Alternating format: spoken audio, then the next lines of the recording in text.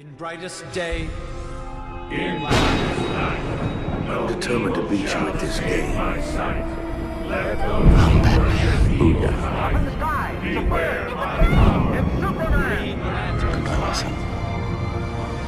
Hopes and dreams travel with you. Permission to come aboard.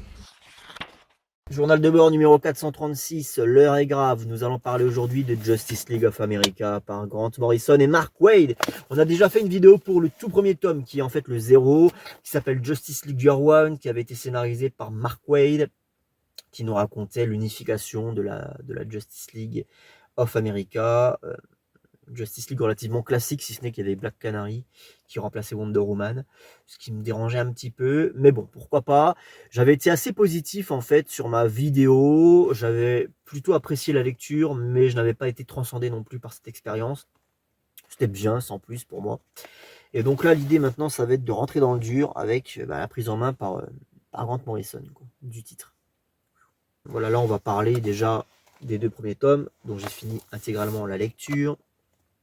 Et puis là, je suis en train de terminer justement la lecture du tome 3, donc j'en parlerai quand je l'aurai intégralement fini. Voilà, on va faire les choses comme ça. On va essayer de faire en sorte qu'à chaque fois que je parle d'un bouquin, l'expérience de lecture soit encore fraîche dans ma tête. Tu vois.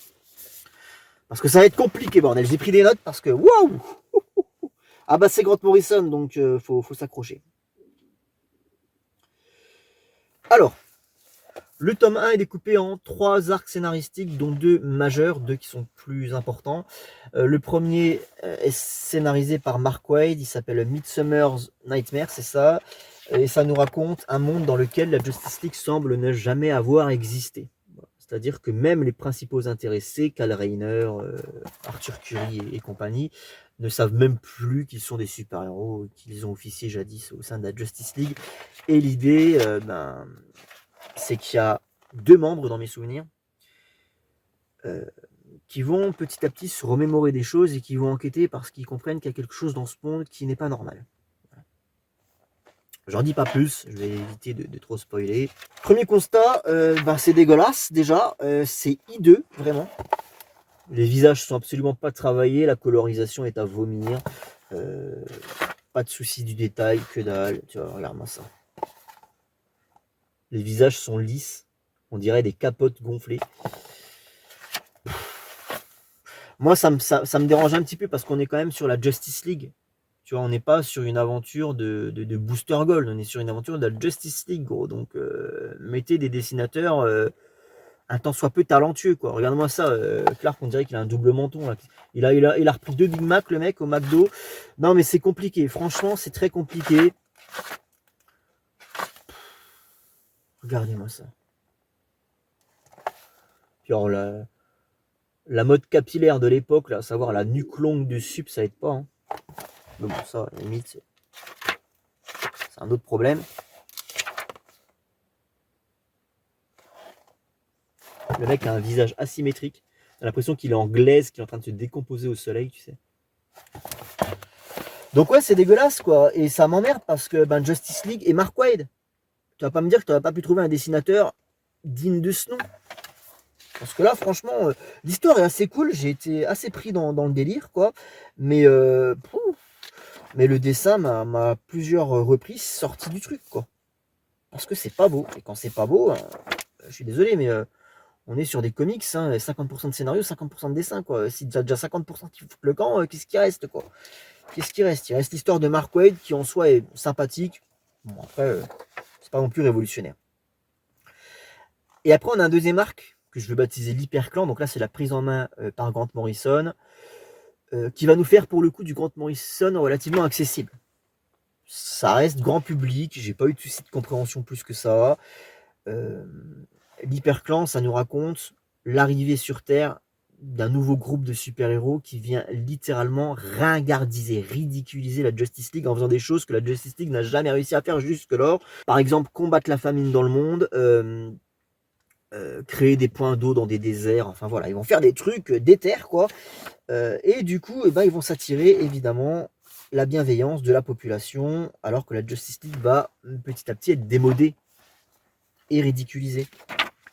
Mais Évidemment, dans ce genre de scénario, vous savez comment ça se passe, on se rend très vite compte qu'il s'agit d'imposteurs et il va falloir le prouver, il va falloir se battre contre des espèces d'incarnations maléfiques en fait d'eux-mêmes, quoi. C'est-à-dire que la Justice League va être confrontée à une Justice League maléfique entre guillemets beaucoup plus puissante, sinon ce serait pas marrant.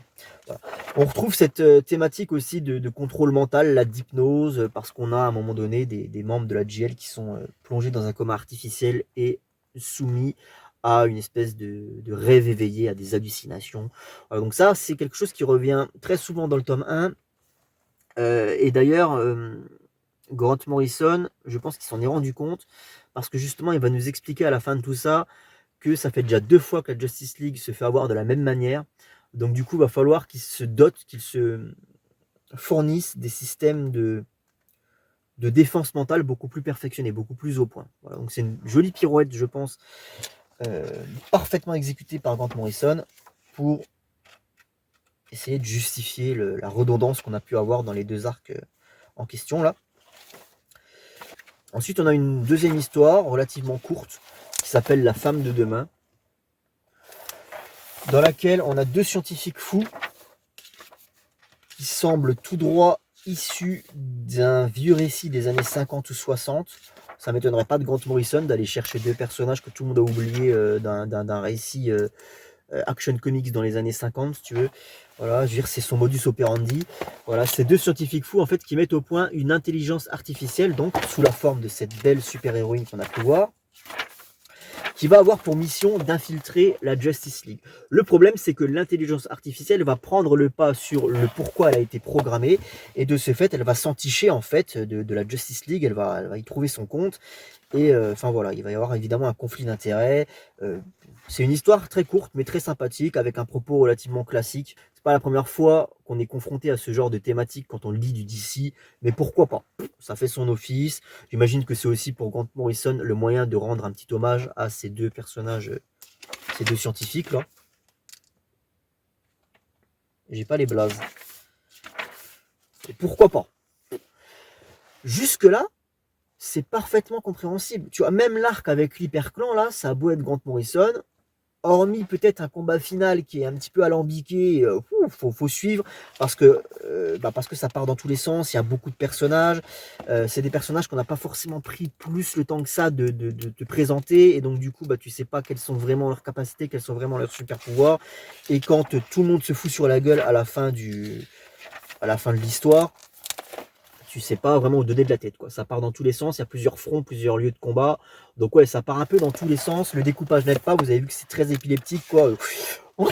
T'as tendance à... Bref, mais pourquoi pas? C'est du Grant Morrison mainstream, jusque-là, il n'y a rien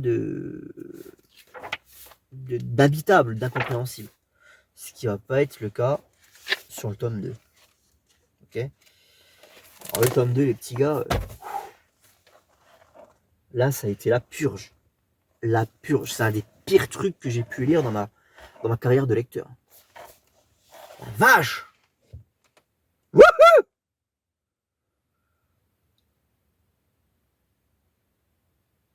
Alors en fait, je rappelle déjà que si je m'affiche tout ça, c'est dans un but purement historique, entre guillemets. L'idée, c'est d'aller chercher le Aquaman de l'âge sombre, puisque je suis en train de travailler sur mon encyclopédie sur le chapitre de l'âge sombre, et j'ai décidé d'écrire 2 pages sur Aquaman au sein de la Justice League. Voilà. Parce que c'est intéressant de savoir aussi comment est-ce qu'il évolue en équipe. Et je voulais voir comment d'autres auteurs, notamment ici Mark Waid et Grant Morrison, s'appropriaient le personnage qui avait été redéfini par Peter David, et comment il le faisait évoluer, comment il le faisait interagir au sein d'un groupe, quoi. Donc c'est pour cette raison que je m'inflige tout ça et que j'irai au bout de la série, je vais tout lire, hein, voilà, même si c'est très compliqué. Et donc le tome 2, la fin des temps, alors là les petits gars, on m'avait dit, oh t'en fais pas, tu verras, la Justice League de Grant Morrison, ça va, franchement, c'est mainstream, quoi. C'est grand public. Moi, j'ai eu aucun souci. Ah ouais? Et vous êtes allés jusqu'où, les petits gars? Parce qu'effectivement, le premier arc que le mec écrit, donc l'Hyperclan, là, ça va. Effectivement, ça va, quoi. Mais alors, à partir de là, Je vais même pas pouvoir te résumer ce qui se passe en fait. Si, je pourrais te résumer ce qui se passe grâce à l'édito d'Urban dans le tome 3 qui résume le tome 2. En vrai, c'est comme ça. Non mais c'est vrai en plus. J'ai compris ce que j'avais lu dans le tome 2 en lisant l'édito du tome 3, le résumé. Là, ça paraissait beaucoup plus clair. Beaucoup plus clair. Attendez, je vais aller chercher le tome 3, vous allez voir.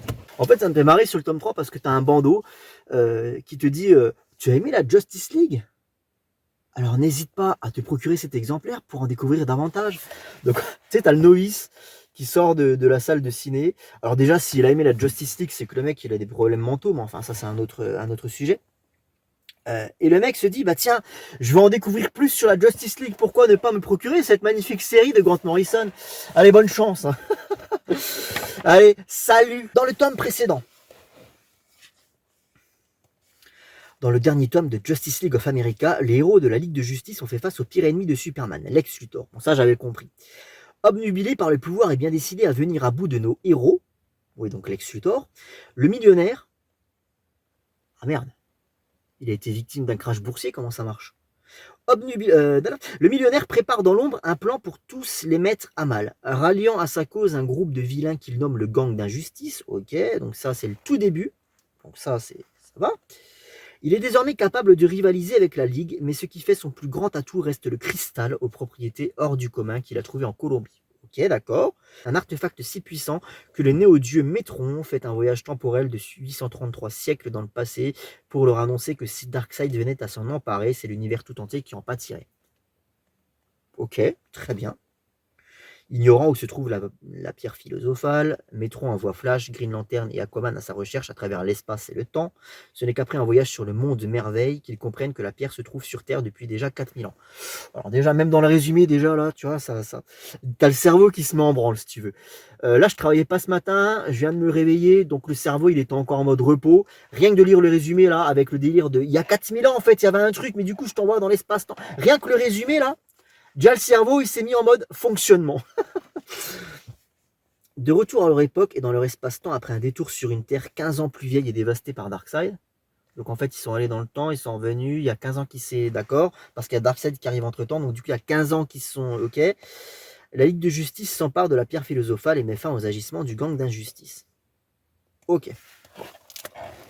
Là, je vous ai fait le résumé donc du principal arc scénaristique qu'on va voir dans le tome 2. Seulement, là, c'est un résumé fait par un éditorialiste chez Urban. Maintenant, comment ça se traduit sous la plume de Grant Morrison?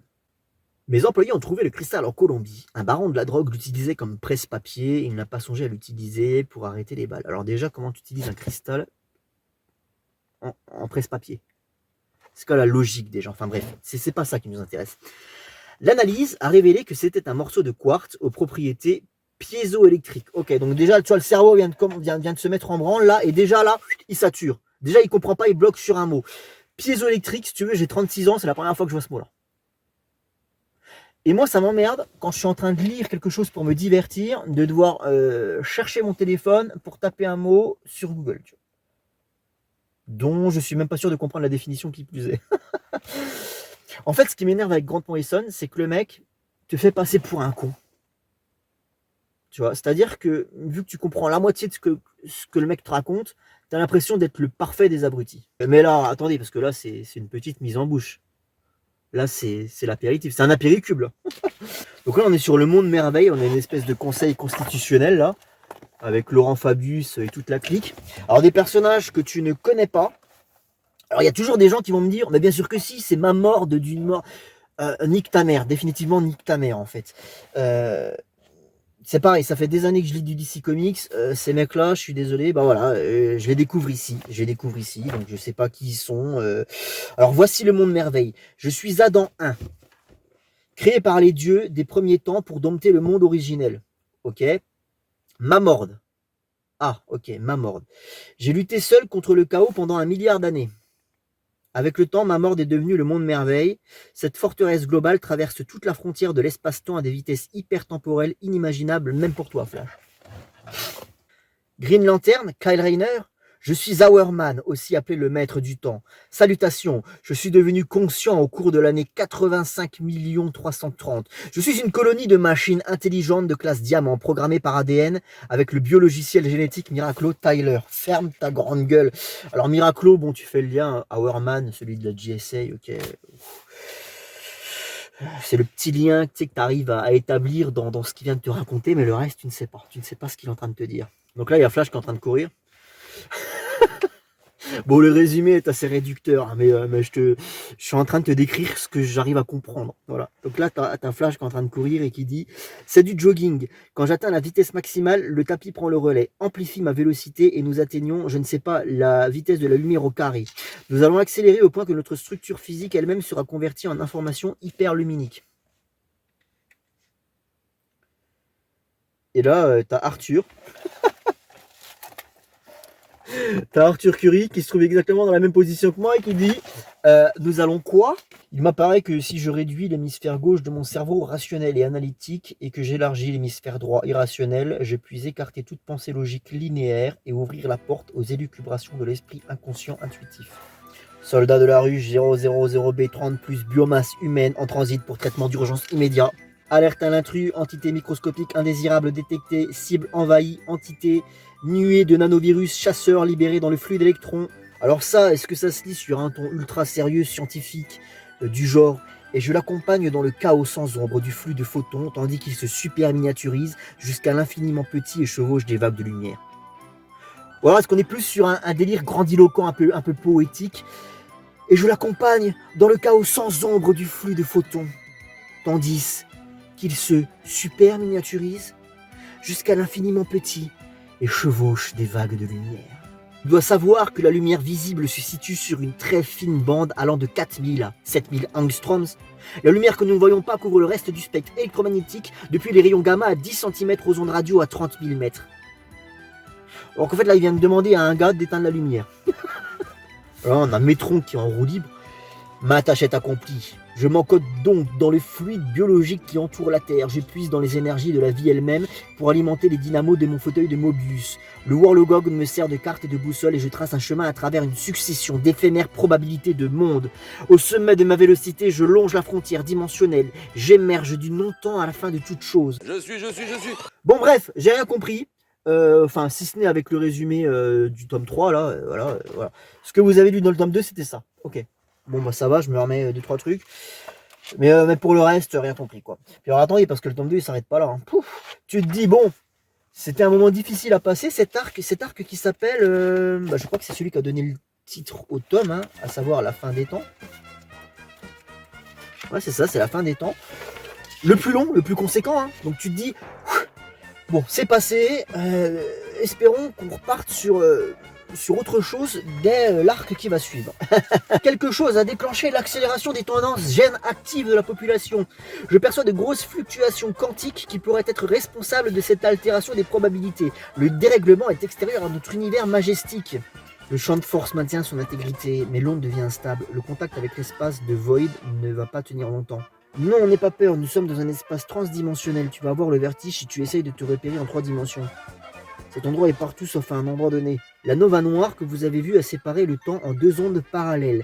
Votre machine s'est trompée de 1997. Oui, donc retour vers le futur, c'est plus simple. En fait, quand Doc il t'explique que tu as une timeline qui à un moment donné se divise en 2. Voilà, c'est beaucoup plus simple que là vos foutaises, bordel. Je comprends pas. Ils peuvent nous aider à traverser de notre temps vers le vôtre en échange de concepts. En échange de concepts? Mais qu'est-ce que tu racontes? En échange de concepts? Putain! Au 2e jour, il a pris le contrôle de l'arme ultime du 68e siècle. Un ordinateur auto-évolutif, le cerveau de l'apocalypse. Quand les mecs, en fait, s'amusent à voyager dans le temps, à aller dans des siècles improbables, à ramener des technologies qui, de ce fait, sont inexplicables. Parce que c'est des technologies du 68e siècle, donc il te ramène ça dans le présent, c'est déjà assez compliqué comme ça, mais il faut qu'il ramène son putain d'ordinateur auto-évolutif de je sais pas quoi. Il ne sait plus où sont ses limites, tout est l'attracteur Oméga. Ses pensées deviennent énormes, assez grosses pour englober le temps et l'espace, assez grosses pour commander les légions du futur et soumettre la Terre.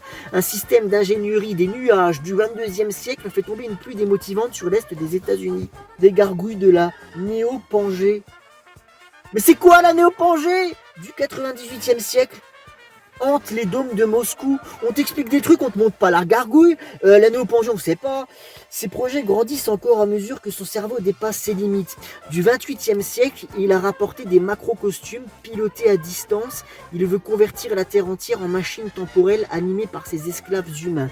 Un dieu-machine, un empire à lui tout seul, à la conquête de l'espace. Mais c'est infernal, putain, la néoplongée, les gargouilles du 18e siècle, du 98e siècle, des projecteurs holographiques d'un empereur de manga virtuel du 21e siècle enclenche des lasers.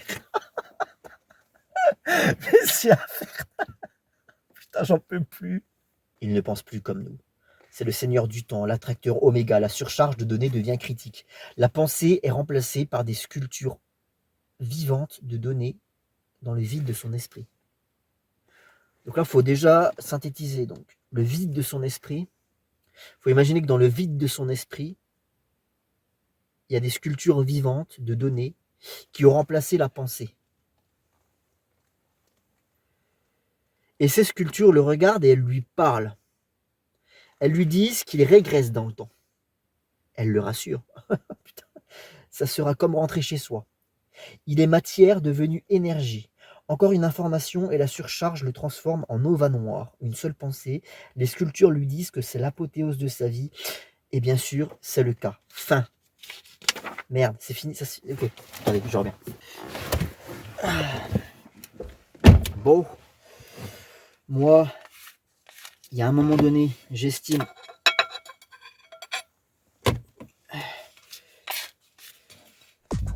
que je suis pas plus con qu'un autre. Donc on va mettre tous les moyens de son côté. Et peut-être qu'un petit pic glycémique va me permettre de comprendre tout ça.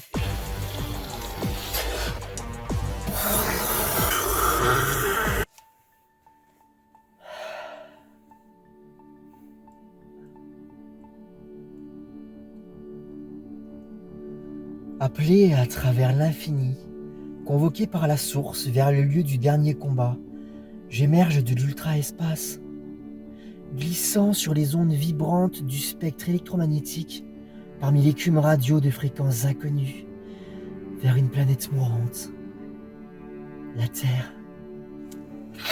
Regarde le cerveau d'Espria, tout ce qui reste de ce tyran cyborg immortel. Et là, un lutin maléfique de la 5e dimension piégé dans une bouteille en 6 dimensions. Là, dans cette boîte de pétri, il y a l'univers enfant de Quake. Ils sont là. Ne passe pas à côté du premier véhicule à cauchemar dont se servaient Cauchemar et Nemo pour pénétrer le subconscient des criminels. Et voici le tapis roulant à hyper roue de la lueur.